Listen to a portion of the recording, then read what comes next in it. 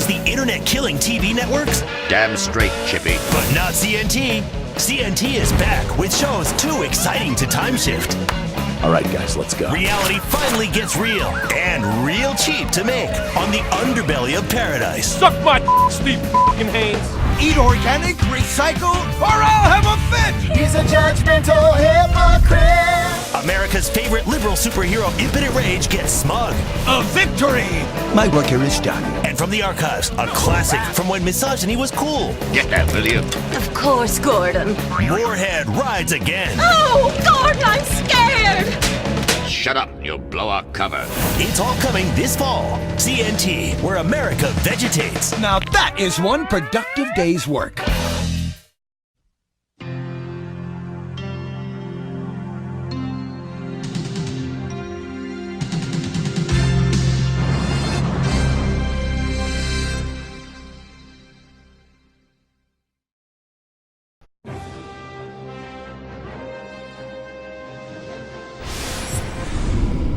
Welcome back, everybody. I'm Elijah Durkin, and you're watching Weazel News.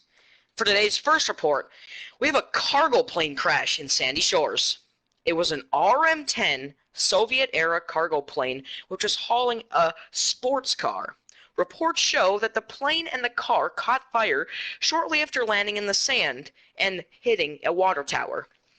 This case is still being investigated. However, we have found proof that it was caused by faulty wiring and a flock of birds flying into left intakes for the turboprop engines. This incident claimed the lives of one crewman and a firefighter who died in the explosion.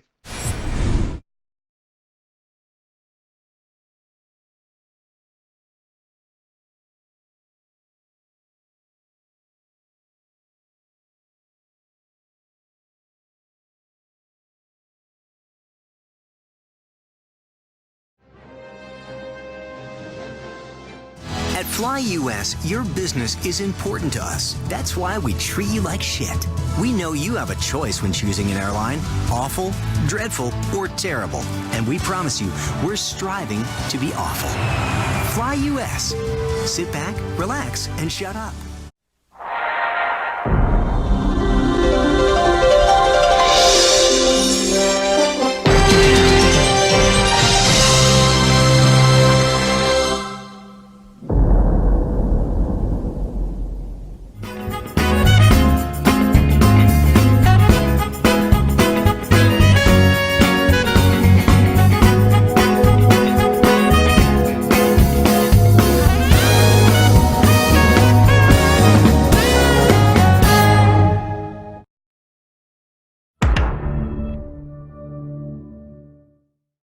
Adrenaline junkie? Isn't it time you tried Ego Chaser and took things to the limit? Enjoy these sexy shots of extreme sports and base jumping. But we mostly sell energy bars to desperate middle-aged men who haven't played sports for years, but are suddenly obsessed with triathlons. Hey, you could be a super athlete, even though you have an office job and a family you ignore. You don't have time for real friends. You're a warrior. It's an energy bar that's all about you. How big is your Ego Chaser? Welcome back from the break. Yesterday, law enforcement got a call saying there was a hitchhiking homeless man in the middle of the freeway. When the officer arrived, he found two men. One of the men was the reported hitchhiker, and the other was asking the officer if he wanted some cocaine. The two men began to run away from the officer. The officer then tried to tase the men, which ran away and evaded the taser shots. After that, a local man named Nick and a man named Luke proceeded to pull up in a blue truck because they were looking at a property. The homeless man then became hostile and kicked the right passenger door in. The truck then drove off and the officer left because there was a threat in order. The blue truck with Nick and Luke inside then went down by the ocean to look at another property, but as soon as they started to pull out of the driveway, a guy in a sports car came by and warned them not to drive any further. After that, the two homeless men started charging at the truck with Molotov cocktails and chucked them in the air, starting 6 fires and damaging the tires. Just when you think the story is over, it gets better. These men then chased the car to the lighthouse, where they pulled out machetes and started slashing them. They called the authorities, but when they showed up, One of the men stole the blue truck and drove it off the cliff into the ocean. The car was totaled, and the crazy meth addict was okay. After that, a full-on war started between the owners with the authorities. The two men ended up getting shot multiple times before fleeing into the woods. Their bodies were found crouched over a sewer drain. Later that night, they died from fatal gun wounds. Thank you for joining us. I'm Elijah Durkin with Weazel News. From our understandings, you were one of the victims on the scene when the attacker struck. Is that correct? Yes, I was. All right. Just to start it off, is there anything you could tell us about the attackers, and where were you before they struck on this property?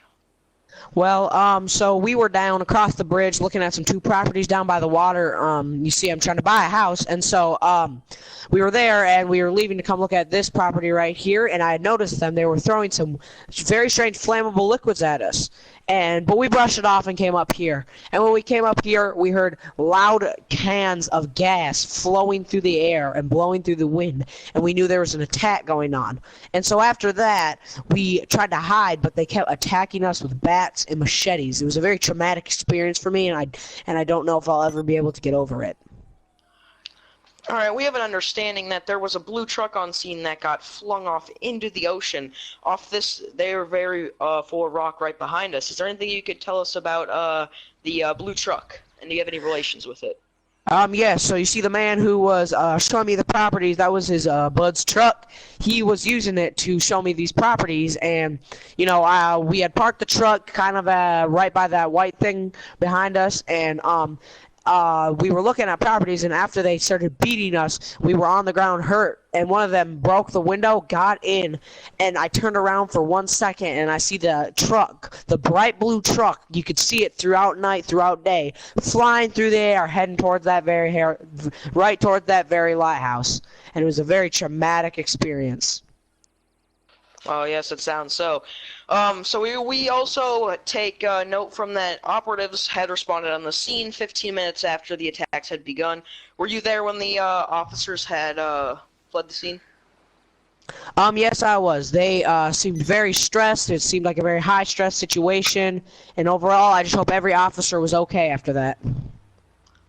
Could you tell us anything about what happened when the officers came? Did they start firing shots? What happened to the attackers? They started off trying to reason. They were very reasonable at first, but you know, the attackers just weren't listening. So they started to use force. They started with tasers, then they eventually brought out handguns, and it just got very crazy very fast. I attempted to hide, but when the officers found me, they had to bring me in for questioning. Okay, well, thank you for your time today and giving us a nice little interview here. Ladies and gentlemen, that's all we have for today for Weazel News. I'm Elijah Durkin. Back to the show.